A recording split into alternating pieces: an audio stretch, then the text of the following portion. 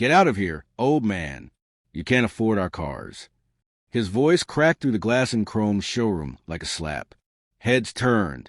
A mother yanked her little boy closer. The fluorescent lights felt colder, like the ceiling itself judged me. Then he jabbed a finger at the floor and barked, "Security!" My name is Harlan Whitaker. I am 68 years old, retired from 38 years at the county water department. I used to fix burst pipes in winter storms and crawl under kitchen sinks for neighbors who could not pay. My back is a map of bruised decades and healed mistakes. I came to the Hathaway Motor Gallery in Westfield today to surprise my daughter, Mara, and her husband, my son-in-law, Brenner Cole. Brenner worked here. For months, he had teased me about the cars, the leather that smelled like money. I wanted to see for myself. I wanted, quietly, to buy something that would make Mara's life easier. Brenner did not recognize me at first. The dealership had polished floors that mirrored the salesman's shoes, and I looked like a man from another story. Thrift store jacket, cap with a faded minor league logo, hands that would never be soft again. I was holding a folded envelope in my pocket, the way a soldier holds a small flag close to his chest. The envelope had numbers. It had what 38 years and one careful pension, and a late accident settlement could collect. I had never told anyone about the settlement, because I did not want pity to be a guest at my table. I only told God and the bank. Brenner's jaw tightened when he realized it was me. He always wore a smile that smelled like cologne and winning. But around me, that smile curdled. "We don't do looky-loose on Saturdays," he said, voice rising. There was a young salesman at a desk nearby, pretending to click a mouse, eyes trapped between curiosity and fear. A couple in matching golf vests smiled at Brenner, like he was a game show host, then glanced at me like I was the question nobody wanted. I kept my hands in my pockets and said, "I am not here to look. I am here to buy a car for Mara. Something safe." Safe? Brenner laughed too loud. "Mara needs you to stop interfering. You think you can just wander in here and play hero? You can barely afford your rent. You think we don't know? You think we don't talk?" He flicked his tie straight, stared at my shoes, and said, "Slower now, you don't belong here." Somewhere deep below the ribs and old aches, a small boy flinched, the boy I used to be when my own father drank and threw words like empty bottles. The envelope burned hot against my palm. I felt a foolish mix of shame and stubbornness. I had walked here from the bus stop to keep the surprise. I had practiced the words last night in my kitchen. "I would like to see your safest SUV, please." "I would like to see your safest SUV, please," I said again, but my voice fell short of the polished paint. Brenner made a show of rolling his eyes. "Security!" he shouted again, slicing the air with his hand. A guard near the door took 2 board steps toward us, then 3 more when he saw Brenner's face. I watched the guard's shoulders rise and fall, heavy from the weight of weekends. I searched Brenner's eyes for the young man who once promised to protect my daughter, the one who hugged her in our backyard under strings of lights, who told me, "Sir, I will never make her cry." Maybe I imagined him. Maybe I wanted to. I thought of Mara this morning, her voice on the phone bright, but tired.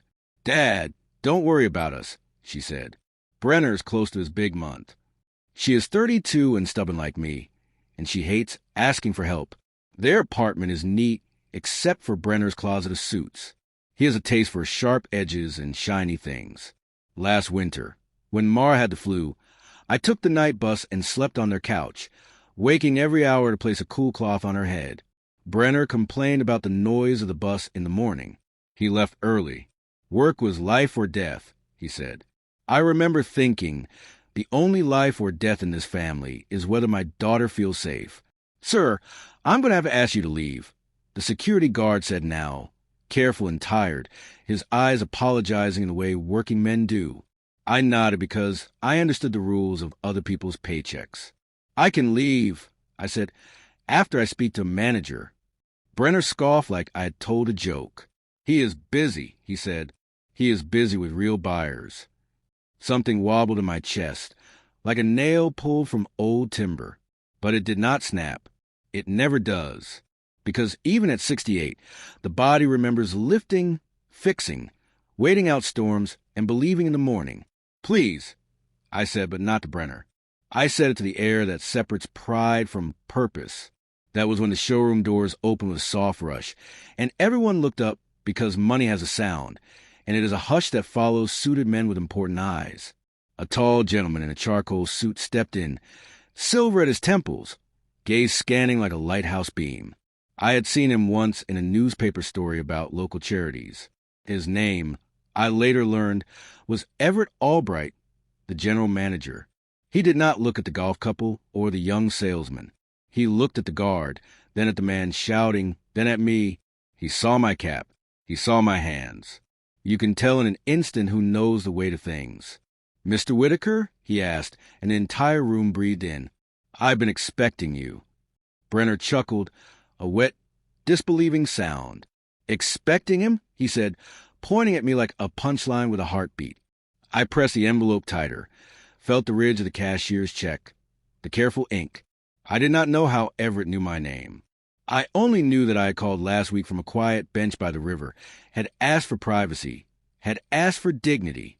Everett's assistant, a woman with a warm voice named Delaney, had promised both. "Please," Everett said, "won't you come this way?" My throat tightened. The golf couple leaned in. The young salesman stood up. Brenner's face went pale like someone had switched off the showroom sun. "No," he said, half to himself, half to everyone. "No, this is ridiculous." He stepped between me and Everett, his cologne sharp, his smile gone to rust. "This man is my father-in-law," he announced to the room, as if exposing crime, "and he cannot afford a test drive, let alone a down payment." He dropped his voice, so only I could hear the next words. "You embarrass me," he said. "You always have." The nails of my old temper lifted and rattled, but the house did not fall. Everett did not raise his voice. He simply looked at Brenner, as one might look at a wobbling table you mean to fix later. Then he turned back to me and said gently, "Sir, your vehicle has arrived." All that time, I had been rehearsing lines for defeat. The words hit me like daylight after a long tunnel. The envelope suddenly felt very small, like a receipt for something much larger than money. I glanced around the showroom, at faces that had labeled me a waste of their time a minute ago, at the guard who wanted his coffee break, at the daughter in my head who still needed safe. My heart knocked on my ribs in a pattern I had not heard since the first time I held Mara. Pink and furious at the world. Everett lifted a hand, and someone somewhere tapped a button. From behind a frosted glass wall, a door slid open. A long, quiet shape eased forward, white as clean paper, chrome bright enough to catch every stare in the room. The air itself seemed to soften. People whisper named the brand like it was a hymn. I did not breathe. Brenner did, and it sounded like a sob disguised as anger. Everett's shoes clicked twice on the floor, and he stopped beside me, level and calm. "Mr. Whitaker," he said, eyes on mine, not on my shoes or jacket. "I would like to offer you an apology for your experience the moment you walked in." He took one step past me, toward Brenner. The guard shifted, unsure. The young salesman held his breath. The couple in golf vests forgot to pretend they did not care. Everett's gaze settled on the man who had married my daughter, on the man who had just called me old, poor, and in the way. "Brenner," he said, voice still quiet enough to pick up with 2 fingers, "we need to talk. Now." His tone made the word now feel like a door slamming in a storm. Brenner swallowed. I felt the old house inside me hold steady, every beam and nail waiting. Everett opened his mouth to speak again, his hand half lifting, as if to point, to choose, to finish something. And that is exactly where everything shattered and everything began. Everett did not shout. He did not need to. He faced Brenner with the calm of a surgeon before a hard cut and said, "You just attempted to eject a client whose visit was scheduled under my name. You insulted him in front of staff and guests. And you broke our first rule." Brenner blinked. "What rule?" he asked, chest heaving. Everett's eyes did not move from his. "Dignity," he said. The room went quiet enough to hear the faint hum of the showroom lights. "Mr. Whitaker," Everett added, turning to me, "your motor car is here, and your request for privacy still stands." Then he looked back at Brenner. "Hand me your badge." The words did not explode. They landed like a gavel, final and cold. Brenner laughed, but the laugh had no legs. "You cannot be serious," he said, even as his fingers fumbled at the lanyard. I saw a tremor start in his jaw.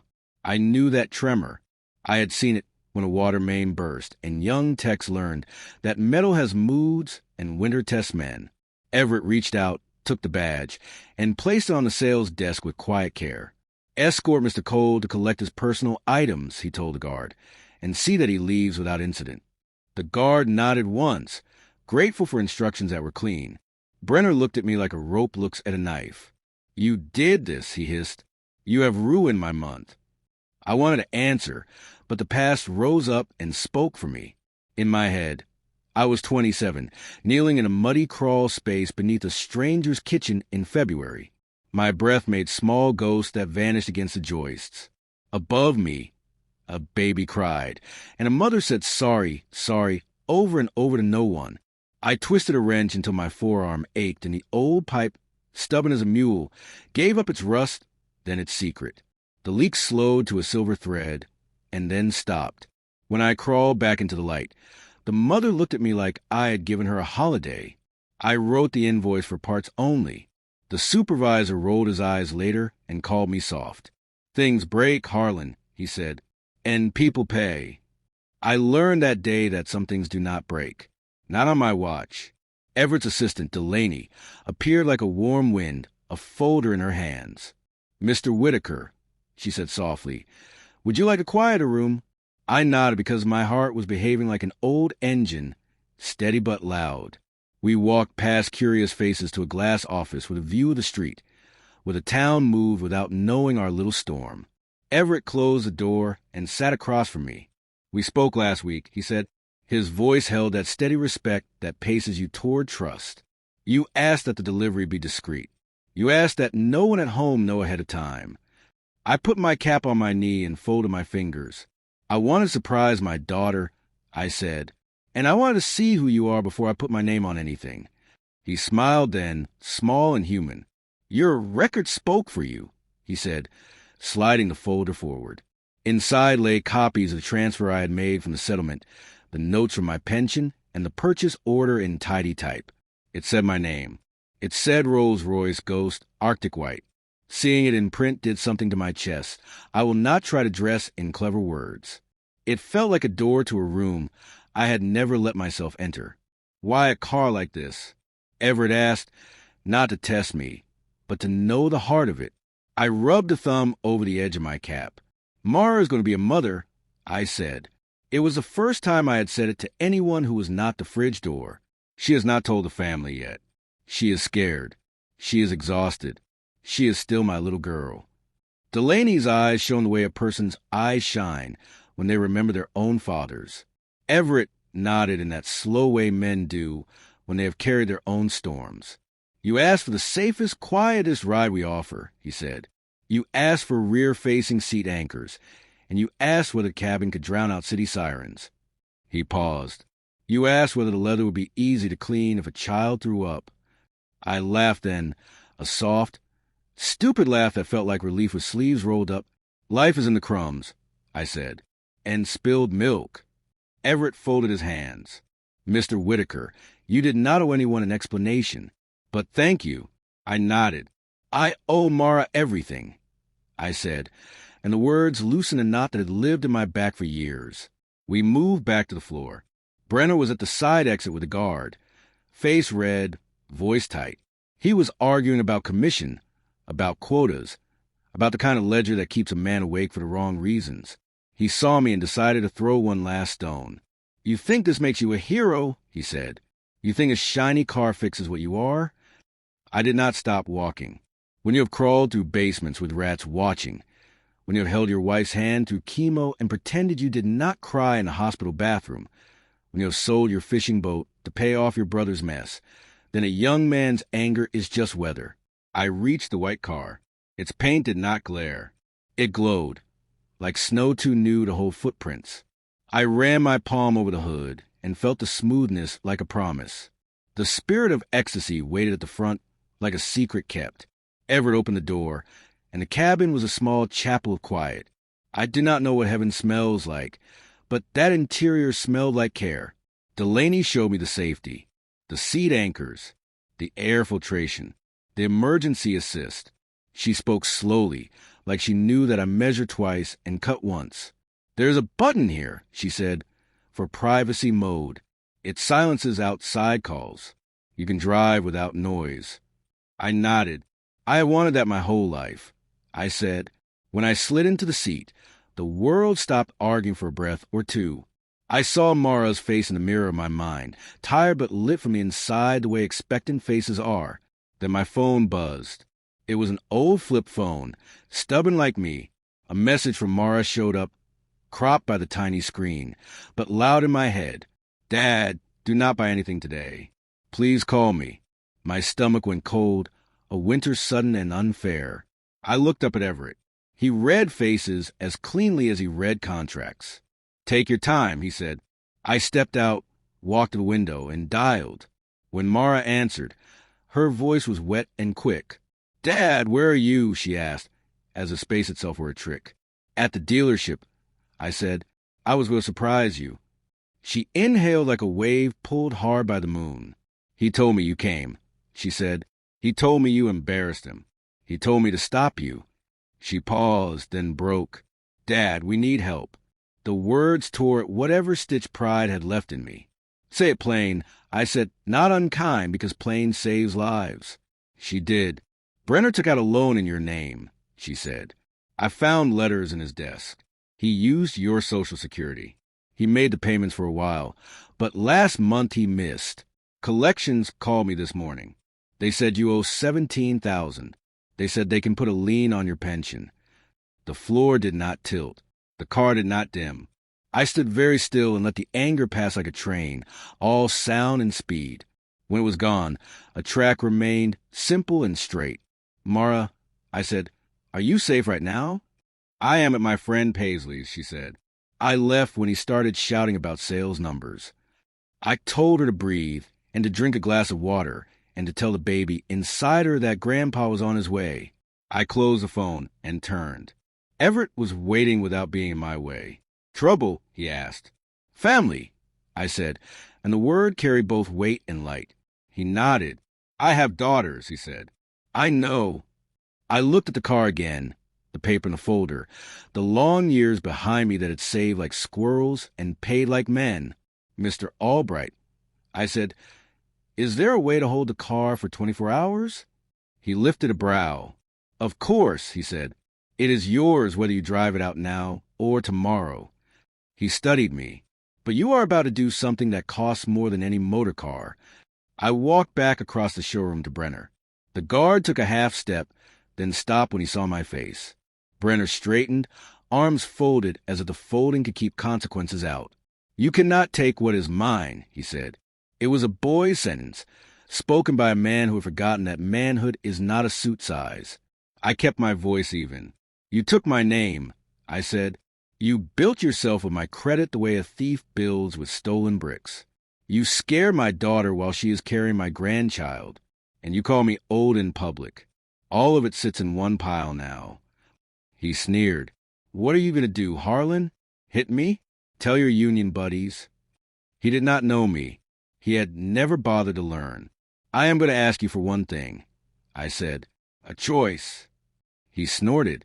What choice? I pointed to the glass office where Everett waited like a judge who loved mercy first. You walk back in there, I said, and you call the bank on speaker and you confess. You schedule repayment from your sales savings. You sign a statement. You protect Mara's name. Or I walk to the police station 2 blocks down, and I file identity theft, and I use every neighbor I have ever fixed a sink for as a witness to who I am. And when they cuff you, I promise I will be the one who looks away, not because I do not care, but because I do. He looked at me as if the air had become water, and he had never learned to swim. His mouth opened and closed. The guard stared at the floor. The young salesman pretended to read a brochure upside down. Outside, a bus sighed at the curb like an old man easing into a chair. Brenner's shoulders sagged. For a moment I saw the kid at our backyard wedding again, nervous and hoping. He rubbed his eyes, then lifted his chin hard. You do not get to make demands, he said, but the fight had leaked out of words. You want a choice? Here's mine. He reached for the door handle with a quick, ugly motion. I am leaving. The door swung wide. Cold air knifed the polished room. He stepped into the light. Phone already out, calling someone I could not hear. And just then, a voice from behind me said my name, careful and shaking, the way a person says a word when they are not sure the ground will hold. I turned, and Mara stood there in the showroom doorway, one hand on the frame, the other on her belly, eyes red, and behind her, 2 uniformed officers stepped in, scanning faces, asking, "Which of you is Harlan Whitaker?" The air inside the showroom froze like glass. Everyone stopped breathing, watching as the 2 officers crossed the polished floor toward me. Their radios whispered static, and their heavy boots echoed on the tile. I had been around enough uniforms in my life to recognize the rhythm of men doing their duty, not looking for trouble, but ready for it. I'm Harlan Whitaker, I said, standing straight. My voice surprised me. It didn't shake, though my hands wanted to. One of the officers, a tall man with kind eyes, glanced from me to Mara and then back again. Sir, he said, we need a moment of your time. There's been a report filed this morning regarding financial misconduct tied to your name. The words hit like hail, loud, cold, and sudden. My name. That was the part that stung. Misconduct? I asked quietly. The shorter officer flipped open a tablet. Several transactions under your Social Security number connected to fraudulent loan activity. We were sent to verify your identity. Behind me, Brenner's voice cut through, desperate and sharp. That's him. He's the one who used my credentials to buy this car. He's trying to frame me. His tone cracked into panic. The sound of a man whose lies had run out of road. Everett stepped forward before I could speak. Officers, he said calmly, Mr. Whitaker is a confirmed client. His funds were cleared through a verified account. You can check the documentation in my office right now. He gestured toward Delaney, who held the folder like a shield of truth. The taller officer gave a curt nod. We'll need to see that. Mara's eyes filled with tears. Dad, I'm so sorry, she whispered, her voice trembling. I didn't know he'd call them. I just wanted to warn you. I reached for her hand, old skin meeting new life. It's all right, sweetheart, I said softly. You did what you had to do. While the officers followed Everett and Delaney to the office, Brenner stood there, sweating under his perfect haircut. He looked at Mara like she was the enemy now. You brought them here, he hissed. Do you even know what you've done to me? Mara's chin lifted, her strength surprising even me. I know what you did to him, she said, nodding at me. And I know what you did to us. For a moment, I saw the woman she'd become. Strong, protective, unafraid of truth. It made something proud and painful move inside my chest. Brenner started pacing, muttering numbers, sales goals, his breath ragged. You don't get it, he said louder now, voice trembling. You don't make it in this business by being honest. Nobody does. I was supposed to be partner by the end of the year. By stealing an old man's name? I asked quietly. He glared at me like he could burn a hole through my calm. You were never going to use that money, he spat. You live in a 1-bedroom box. You ride the bus. You've got nothing. I stepped closer. I've got enough, I said. Enough to sleep at night. Enough to look at myself in the mirror without choking on shame. He laughed once, dry and bitter. You think your dignity buys groceries? You think pride fills gas tanks? The world eats people like you, Harlan. I looked him straight in the eye. Then, maybe the world's been hungry for the wrong people. Just then, Everett returned, the officers behind him. Mr. Whitaker. Everett said, We've confirmed everything. You're clear. The account, the transfer, the car, all legitimate. The taller officer nodded. Looks like someone filed a false report. We'll handle that. He turned toward Brenner. Sir, you'll need to come with us to answer a few questions about these loan documents. Brenner froze, color draining from his face. Wait, what? No, this is a mistake. I didn't mean... Sir, the shorter officer interrupted, his voice firm but professional. We can do this quietly or publicly. Your choice. Mara gasped softly as they guided Brenner toward the door. He twisted back toward her, panic finally winning over arrogance. "Mara, please," he said, his voice cracking. Tell them I was just trying to help. I did it for us." She shook her head, tears spilling down. "No, Brenner," she whispered. "You did it for you." The officers let him out, the door closing behind him with a heavy click that sounded like justice taking a breath. Silence held the room for a long time. Then Everett turned to me. "Mr. Whitaker," he said, voice low, "I'm sorry your family had to endure that here." I shook my head. "Don't be," I said. "You didn't break anything today. You just helped me see what was already cracked." Mara moved closer, her face pale but steady. "Dad," she whispered, "what happens now?" I looked at her, at the young woman who had my late wife's eyes, standing there with a child on the way and a future trembling in front of her. "Now," I said, "we start over." Everett cleared his throat gently. "Mr. Whitaker, if I may, your car is still ready when you are." I turned toward the white Rolls Royce, its reflection smooth and patient under the lights. I ran a finger along the door handle, feeling the cool metal, the quiet hum of a dream I hadn't meant to chase but somehow caught. "Mara," I said, "this isn't about showing anyone we're rich. It's about showing you that you're worth every good thing life still has." She nodded, eyes glistening. "I don't care about the car, Dad," she said softly. "I just care about you." I smiled. "Then come with me," I said, opening the passenger door. "Let's take one last bus ride together. But this time, it's on wheels that won't rattle." She laughed through her tears, that small sound of healing beginning, as we drove out of the showroom. The late afternoon sun broke through the clouds, throwing gold across the hood. The city blurred past, gas stations, diners, tired faces waiting at lights, and I felt something I hadn't felt in years. Peace.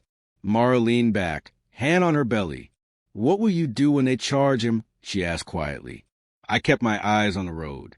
"Pray he learns something before life teaches him harder," I said. "Forgiveness isn't letting someone off the hook. It's refusing to let them drag you down with them." She looked at me like she was seeing her father again, not the man Brenner mocked, but the man who built his world with patience and faith. As we turned onto Main Street, a delivery truck pulled aside, and the driver stared, whistling low. "Nice ride," he shouted. I smiled. "First time anyone's ever said that to me." I murmured.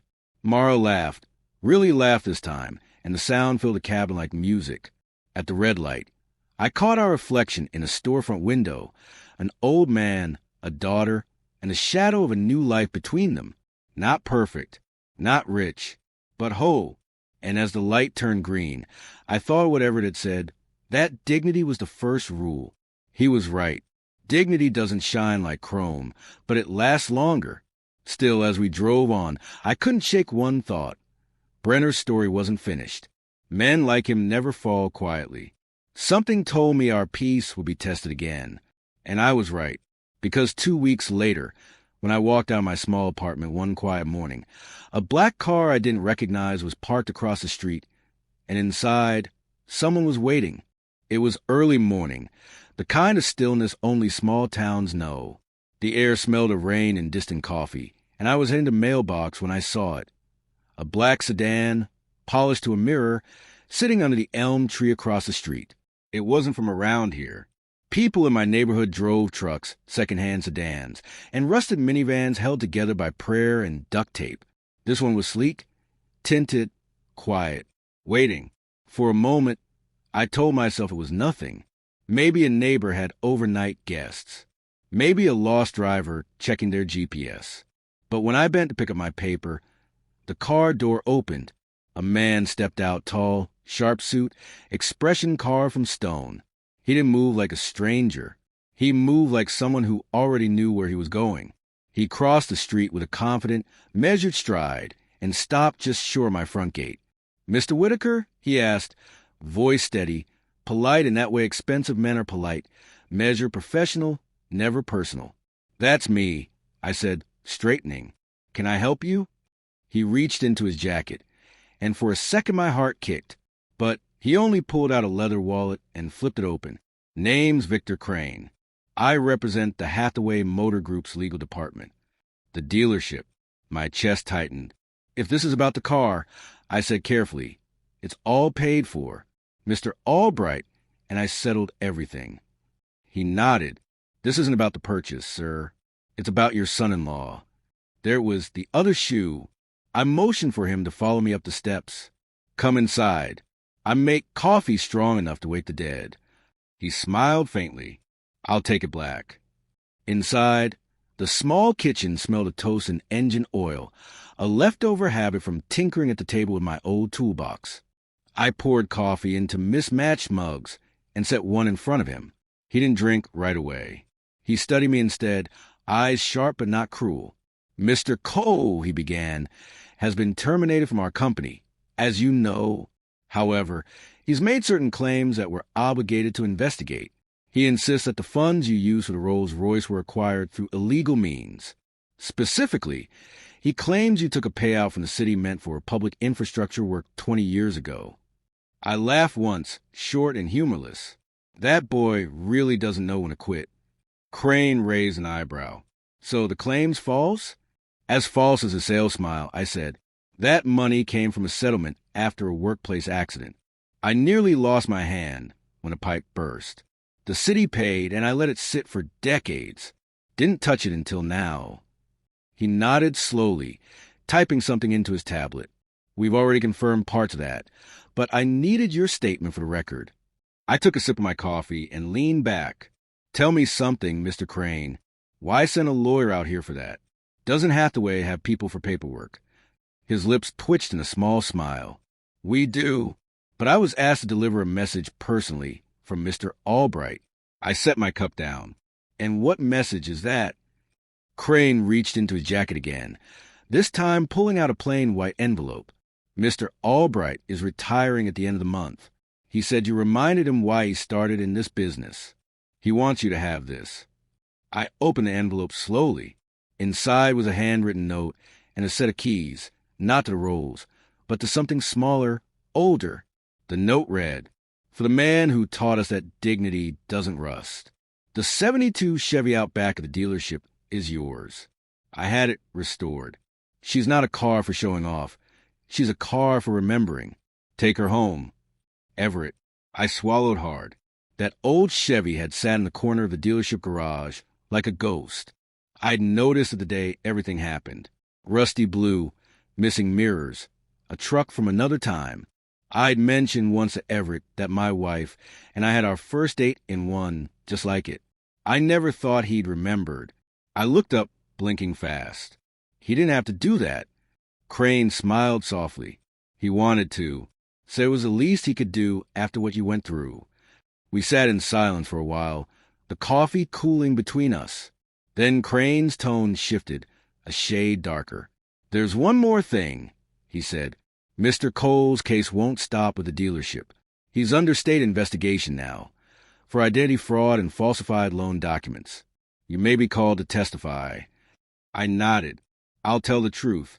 That's all I've got left to give. He stood, finishing his coffee. You'd be surprised how much that's worth. When he left, the silence returned, heavy but peaceful. The morning light crept across the kitchen floor, and I felt old and young at the same time. Old in the bones, young in the heart. It's strange how justice feels. Not loud or glorious, just quiet. But peace, I've learned, never stays long. 2 nights later, Mara called. I could tell from the first breath that something was wrong. Dad, she said, he's out. My grip on the phone tightened. Brenner? She nodded on the other end. He posted bail. He's been calling me nonstop. He says he's sorry. He says he's coming to talk to you. I stared out my window, where the streetlight flickered over the empty road. Did you tell him where I live? No, she said. But he knows, doesn't he? He did. He'd helped me move furniture here 2 years ago. Lock your doors, Mara, I said. Keep the porch light on. I'll handle it. After I hung up, I didn't sleep. I sat by the window, the night ticking slow. The world outside was still, but I could feel the shift in the air, the kind of pressure before a storm. Just before dawn, a soft knock came at my door. 3 taps. Pause. 2 more. I didn't move right away. Then I heard his voice, low, tired, almost broken. Harlan, Brenner said, please? I just need to talk. Through the window, I saw him. Same suit, now wrinkled, hair uncombed, eyes hollow. The swagger was gone. He looked like a man who'd lost the script to his own life. I opened the door halfway. Enough to see him, not enough to invite danger. You've got 10 minutes, I said. He stepped into the light of the porch. I'm messed up, he said, words tumbling. I was desperate. I thought I could fix it before anyone knew. You thought wrong, I said. He flinched and nodded.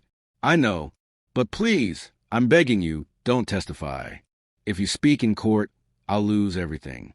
My license, my job, maybe even Mara. I looked at him, really looked. This wasn't a loud salesman anymore. This was a scared boy wearing a man's mistakes. You already lost Mara, I said quietly. You did that yourself. He ran a hand through his hair, pacing. I can't start over at my age, he said. I've got debts, a reputation. You've got a choice, I interrupted. Own it. Fix what you can. Or keep running and watch it all rot. He stared at me, chest heaving, eyes wet with something that might have been guilt. You think I can fix this? I sighed. I think you can stop breaking it. For a long moment, neither of us spoke. Then he nodded once, a small, shaky nod, and turned away. As he walked down the steps, the first light of morning caught the edge of his suit, dull and worn. I didn't know if he'd really change. Men like Brenner either break or bend. Time would tell. I stood there long after he disappeared, the world turning gold again. Inside, the old house smelled like coffee and rain. I reached for my jacket and glanced at Everett's note one more time. Dignity doesn't rust, it said. Maybe not, but people do. And sometimes the only way to clean the rust is to face the storm that made it. Little did I know that storm wasn't over yet, because 3 days later, I received a letter in the mail. No return address, only my name scrawled in uneven ink. Inside was a single line written in Brenner's shaky handwriting. You were right. I can't fix this, but I can make it right. And at the bottom, a car key to the Rolls. I stared at that key for a long time. It lay in my palm, small and silver, glinting under the morning light, like it knew something I didn't. My name wasn't on it, but my heart recognized it. It was a Rolls-Royce key, the same one Everett had handed me 2 weeks before, the same one I'd locked away after Brenner's arrest. My first thought was simple and sharp. Why would he have it? I checked my drawer. The box where I kept the spare key was empty. Either Brenner had taken it before he left that night, or someone else had. I turned the letter over, half expecting more words, but there were only faint coffee stains and the scent of cheap cologne. I stood there for a while, not moving, listening to the faint hum of the refrigerator, the world still turning outside my quiet walls. Then I folded the letter and slid it into my jacket pocket. The next hour was a blur of habit, coffee, toast, news murmuring in the background, but my mind kept circling back to the same sentence. I can make it right. What did he mean? By noon, I couldn't sit still. I drove the old 72 Chevy Everett had gifted me, the one that smelled of new paint and memory, into town. Every few blocks, I half expected to see Brenner's shape in the crowd, the arrogant walk, the too clean hair. But he was nowhere. I went to the dealership first. The showroom looked different without him. Quieter, humbler. Delaney spotted me before I reached the desk. Mr. Whitaker, she said, her face brightening, you came by at the right time. Mr. Albright wanted me to tell you he's officially retired. He asked if you'd come to the ceremony this weekend. I nodded absently.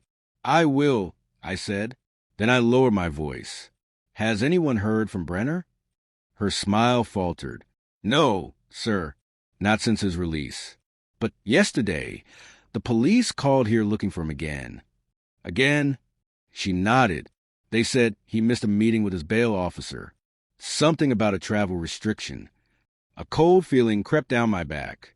If you hear anything, you let me know, I said. Delaney nodded solemnly. Of course. I left the dealership and drove toward the river. That's where Brenner went when he wanted to think.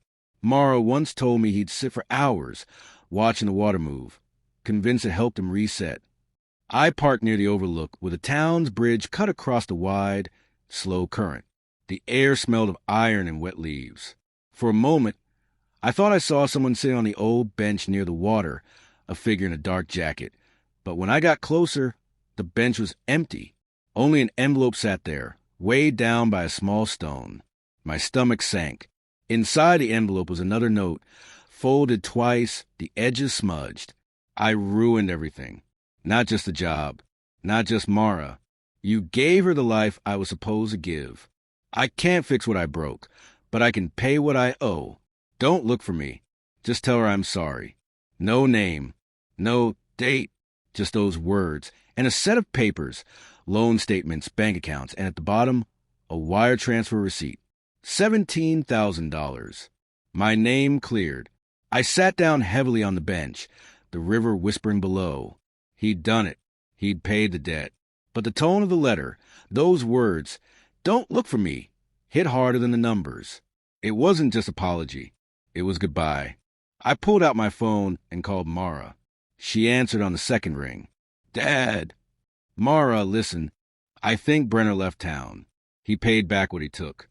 But the letter," her breath caught. "He what?" "Transferred the full amount. But he said not to look for him." Silence. Then a small, broken sound escaped her. "He called me last night," she whispered. "He said he'd do something good before he disappeared. I thought he meant getting a new job." "Mara," I said gently, "do you know where he might have gone?" "He talked about his uncle's cabin," she said slowly, "up near Lake Hazel. He used to go there when he was a kid." "I'll drive up there," I said. "Dad, no." But I'd already decided. Some debts aren't paid in money. The drive to Lake Hazel took 2 hours. The Chevy's engine rumbled steady, its rhythm grounding me in the silence between thoughts. The road wound through pine and fog, every turn heavy with the kind of quiet you feel in your bones. When I reached the cabin, the door was half open. The front porch creaked as I stepped on it. "Brenner," I called, my voice echoing through the stillness. No answer. Inside, the air smelled of rain and dust. On the table sat a half-empty cup of coffee, still warm. The window was open, the curtain breathing in the wind. I turned toward the sound of footsteps outside. He was there, standing near the dock, facing the lake, shoulders hunched, jacket flapping against the wind.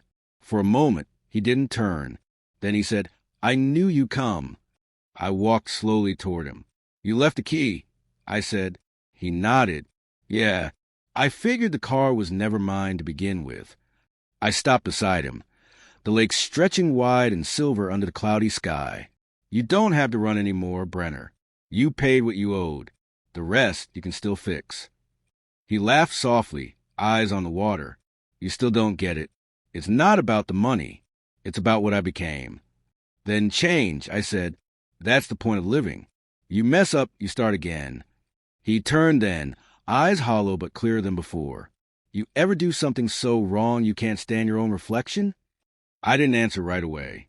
I thought of my late wife, Clara, and the night I missed her last call because I'd stayed late fixing a pipe for someone else. I'd never forgiven myself for that. "Yes," I said finally, but I kept looking in the mirror anyway. He stared at me, eyes wet, jaw trembling. "You're stronger than me." "No," I said quietly. "Just older." He looked back at the water. "Tell Mara I'm sorry," he said again. "Tell her yourself." He shook his head. "She deserves peace. And so do you." Something in his voice made my stomach twist. "Brenner," I said sharply, stepping forward, "whatever you're thinking, don't." He smiled faintly, a ghost of the man who used to charm everyone in the room. "You gave me a second chance to be decent," he said. "Thank you for that." Then, before I could move, he stepped toward the dock's edge. "Brenner," I shouted, lunging forward. But the boards were slick with rain. He slipped. The splash came fast, sharp, final. I hit my knees, searching the surface, scanning the ripples, shouting his name until my throat burned. The water swallowed everything. By the time the sheriff's deputies arrived, the lake had gone still again. Hours later, they found his jacket caught on a branch near the bank, but not him. When I finally drove home, the key lay heavy in my pocket, cold as guilt. Mara called that night. I told her what happened. She didn't cry at first. She just whispered, "He said he was going to make it right." And maybe he did. I sat by the window until dawn, the sky turning pale and the world waking again. Sometimes redemption isn't clean. Sometimes it's quiet, messy, and it hurts like truth. I didn't know if Brenner was gone for good. But one thing was certain. His story had changed mine. Because that morning, I realized something I hadn't before. Life isn't about what you can afford. It's about what you refuse to lose. And for me, that was family, even the broken parts. But fate wasn't finished. A week later, I got a call from a number I didn't recognize. When I answered, a calm voice said, "Mr. Whitaker, this is Sheriff Hayes. We've recovered something from Lake Hazel. You might want to come down to the station." There was a pause. "It's not a body," he said. "It's a phone." And on that phone was a video addressed to me. The next morning, the sky was the color of pewter and the world felt heavy. I drove to the sheriff's office in silence, the old Chevy's wipers sweeping a slow rhythm against the drizzle. Every mile felt like memory. Every pine tree, every road sign, every bend of the highway carried me closer to something I wasn't sure I wanted to see. Sheriff Hayes met me at the door, a big man with steady eyes and a voice softened by years of bad news. "Morning, Mr. Whitaker," he said. "Appreciate you coming down."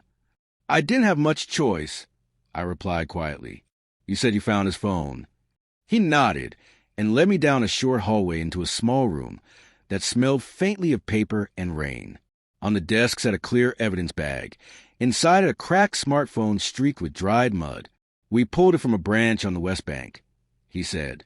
"Waterlogged, but intact enough for the data team to pull a few files. There's one we think you should see." He handed me a small tablet. The screen showed a single video file labeled for HW. The timestamp was from 2 days before Brenner disappeared. My heart thudded hard against my ribs. "You sure I should?" Hayes nodded. "He made it for you, sir. Said your name right at the start." So I pressed play. The screen flickered to life.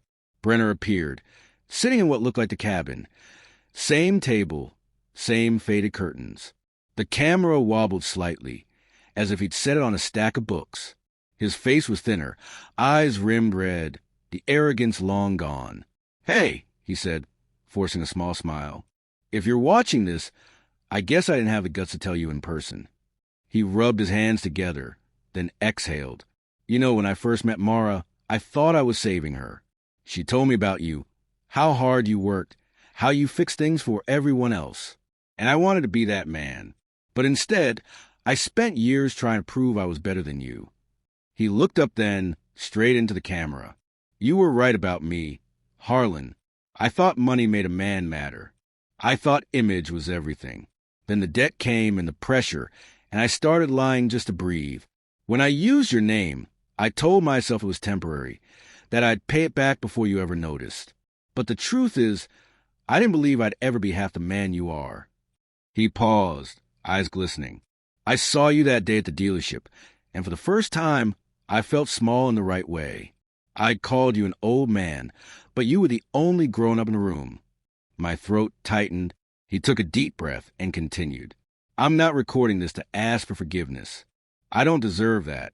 But I wanted you to know I've settled the debts. Everything I took, I paid back. The accounts, the credit, even the dealership fines.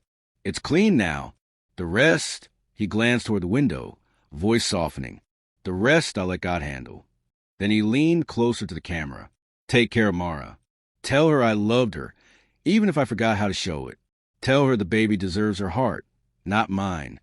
He smiled then, weary but real. "You were my second chance.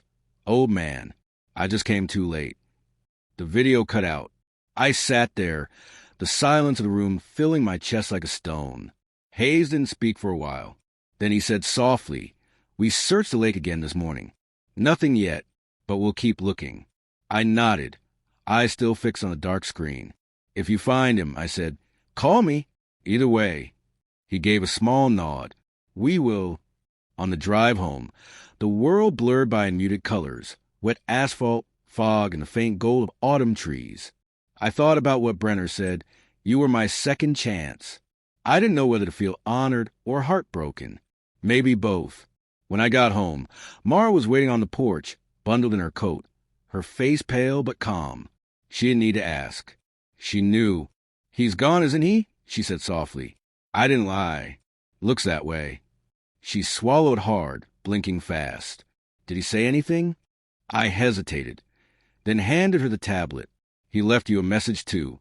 You should see it." She took it with trembling hands, sat on the porch steps, and pressed play. I stood behind her as the video rolled. When Brenner's voice filled the air, her shoulders shook. But she didn't cry the way she had before. This time it was quieter, grief mixed with relief, a kind of peace that hurts but heals. When the video ended, she wiped her eyes. "He was wrong," she whispered. "About what?" I asked. "About not being half the man you are," she said. "He became one in the end." I sat beside her. We stayed there as the sun slid behind the clouds, the light turning soft and silver. After a while, Mara placed her hand on her belly and whispered, "I think I'll name him Everett." I smiled. "That'd be a fine name." She looked at me, eyes wet but steady. "You think he's really gone?" I glanced toward the distant hills, where the wind bent the trees and the world went on turning. "Maybe," I said, "but sometimes the people we lose find ways to stay. Not in the ways we want, but in the ways we need." That night, after she went inside, I sat alone by the kitchen window. The Rolls-Royce key lay on the table beside me, still cold, still shining. I thought about returning it, maybe donating the car in Brenner's name. But something stopped me. The next morning, I drove the Rolls to the river, the same bench where I'd found his letter. The water moved slow and patient, the way time does when it's forgiving you. I opened the glove box, slipped the key inside, and locked it. Then I set the car's papers on the passenger seat, along with a note that read, "To whoever finds this car, remember that worth isn't parked in the driveway. It's carried in the heart." I called Everett later that day, told him what I'd done. He laughed softly. "You always did know how to finish a story, Harlan." "Not finish," I said. "Just pass it on." He understood. Weeks passed. Mara's belly grew, and with it, the quiet joy of new beginnings. The papers came through. Brenner officially cleared his debts. The case closed as a presumed drowning. Life went on, slower but gentler. One crisp December morning, Mara called me from the hospital, her voice bright through the phone. "Dad," she said, "he's here, 8 pounds, healthy. I wish you could see him." "I will," I said, my throat thick. "Soon." When I hung up, I stood by the window, looking out at the street. Snow was falling softly, covering everything in silence. And across the road, under the same old elm tree, a car sat idling, a black sedan. For a heartbeat, my chest tightened. Then a man stepped out, not Brenner, but someone younger, wearing a dealership jacket. He carried a small box. "Mr. Whitaker," he called. "Delivery from Hathaway Motors." I met him halfway down the walk. Inside the box was a single key fob with a small note attached. "Every story deserves an ending. Merry Christmas." Yay. I smiled through the tears I didn't bother to hide. When I pressed a button, the Rolls-Royce lights blinked from across the street, right where I'd left it weeks ago, gleaming under the snow like forgiveness itself. Sometimes you don't chase miracles. Sometimes they find their way back home. And as I sat inside that car, the heater humming, I whispered to the empty seat beside me, "You didn't make it right, Brenner. You really did." Outside, the snow fell harder, softening every edge of the world. And for the first time in a long time, I let myself believe that even broken stories can end in grace. Winter settled over Westfield like a quiet blanket. The snow outside my window caught the sunrise, turning the street to gold. The world looked brand new, though it wasn't. I was older than I had ever been, yet somehow lighter. The Rolls Royce sat in the driveway, a strange sight in my humble neighborhood of leaning fences and mailboxes with peeling paint. Children stopped to stare when they passed on their way to school, their breath puffing like smoke. I didn't mind. Let them stare. The car wasn't a trophy, it was a story. 2 days after Christmas, Mara brought baby Everett home. The first time I held him, I felt something shift deep inside me. He was warm, tiny, perfect, and heavy with the weight of every second chance life had ever offered me. His fist closed around my finger, and I swear I felt my heart start over. "He's got your eyes," I told Mara, but she shook her head through tears. "No, Dad," she said softly. "He's got your soul." We spent the morning in the living room, the old house filled with the smell of coffee and baby powder. The baby slept, the world outside hushed under snow, and for once there were no debts, no shame, no fights to win. Just peace. But peace is never permanent. It's a guest, not a tenant. A week later, I received an envelope from the sheriff's office. I hesitated before opening it, fearing the worst. Inside was a short note and a single photograph, wrapped in clear plastic to protect it from the rain. The note read, "Mr. Whitaker, we thought you want to see this. Found near the North Shore, about half a mile from the cabin. Looks like it washed up after the last thaw. Sheriff Hayes." I pulled out the photograph. It was Brenner, standing at the edge of the lake, looking straight into the camera. He was smiling, not the slick salesman grin he used to wear, but something real. Beside him, in the corner of the picture, sat the Rolls Royce, gleaming in the early morning light. On the back of the photograph, written in smudged ink, were 3 words: "Don't sell Grace." I sat down hard, staring at it. Maybe it had been taken before he disappeared. Maybe someone else found his phone and took the picture later. Or maybe, just maybe, it was Brenner's way of saying goodbye properly. Either way, I knew what it meant. Grace can't be bought, traded, or earned. It's given, freely, and once you receive it, your only duty is to pass it on. That night, I drove the Rolls out to the ridge above town. The air was sharp and clean, the moon bright enough to read by. I parked facing the valley, the city lights below flickering like stars that had fallen to earth.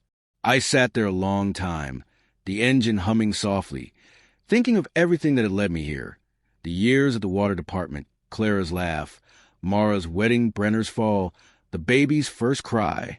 My life had been an endless list of things to fix. But some things weren't meant to be repaired. Some were meant to be forgiven. I pulled out a small notepad from the glove box and started writing. To Everett, if you ever read this, know that your grandfather once thought being strong meant never bending. But I learned that real strength is in the bending, in forgiving when it hurts, in loving when you've been wronged. The car you're sitting in isn't a prize. It's a reminder that kindness travels farther than pride. Keep it running, but don't let it own you.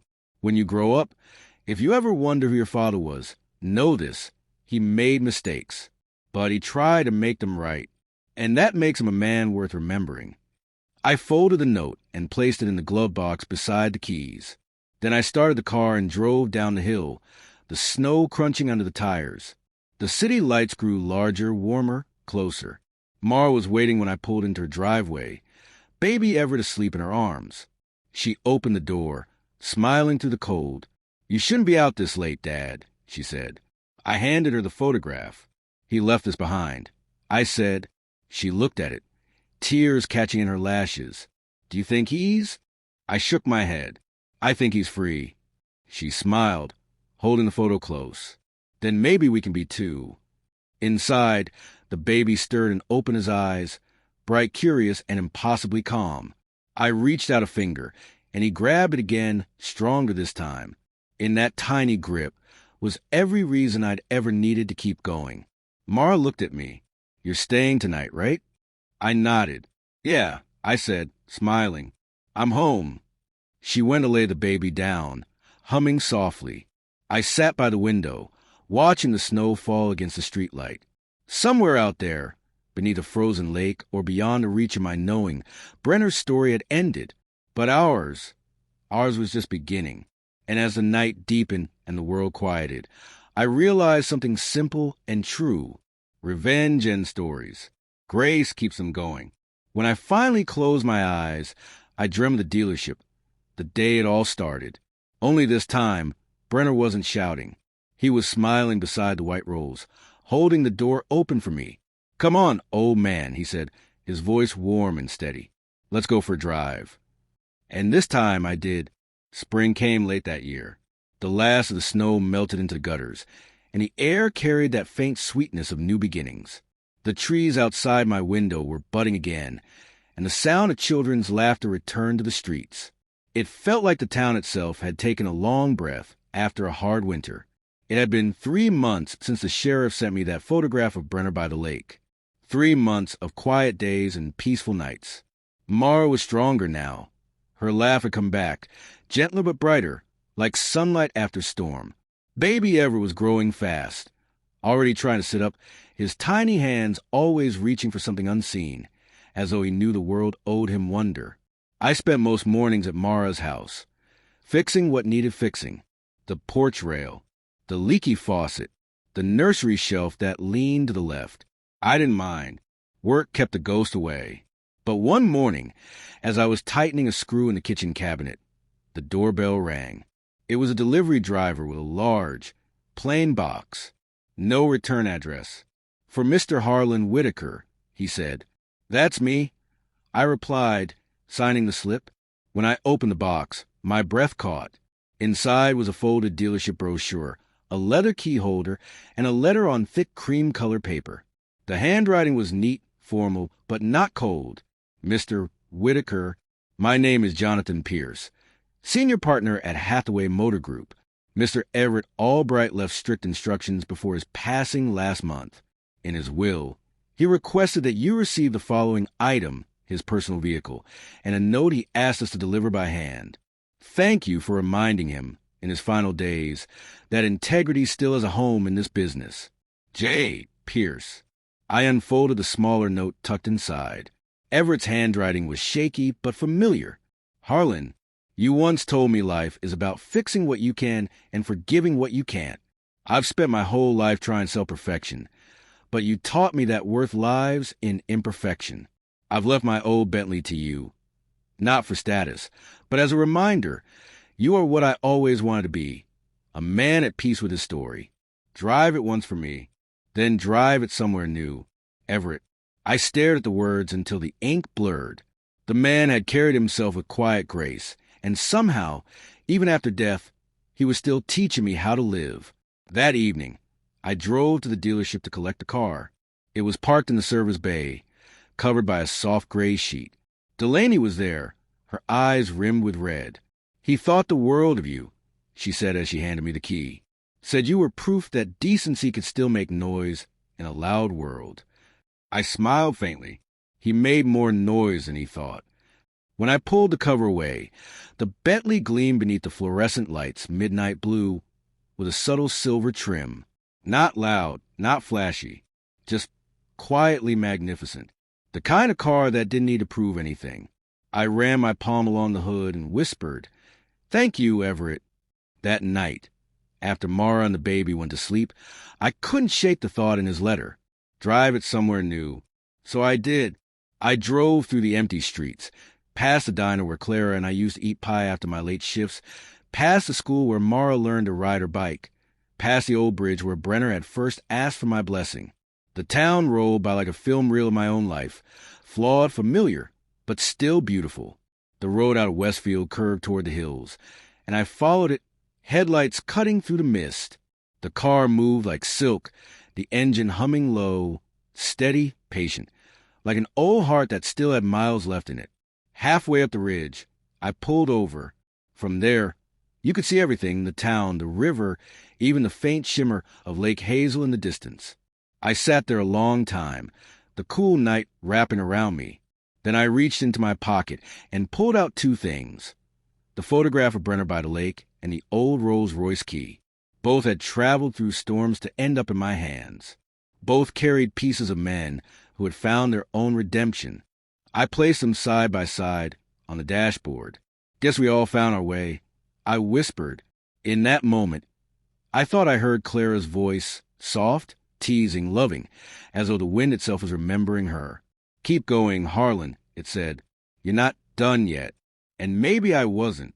The next morning, I drove back to town, parked a Bentley in front of the local community center, and went inside.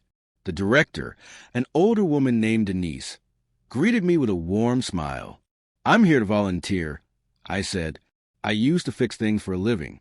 Thought I could help with your repairs." Her eyes lit up. "We could sure use a man like you." I spent that day repairing leaky faucets, fixing door hinges, and replacing old bulbs. The kids called me Mr. H, and by the time I left, someone had painted a small sign on the wall above the tool bench. "Whitaker's Corner, where things get fixed and people get better." I laughed when I saw it, but it stuck with me. Maybe that's what this life was all about. Fixing things, not to make them perfect, but to make them useful again. When evening came, I drove to Mara's house one last time that week. She was in the yard, rocking baby Everett on the porch. The setting sun caught her hair, and for a moment, she looked just like her mother. I stepped onto the porch. "How's my namesake?" I asked. She smiled. "He's peaceful today.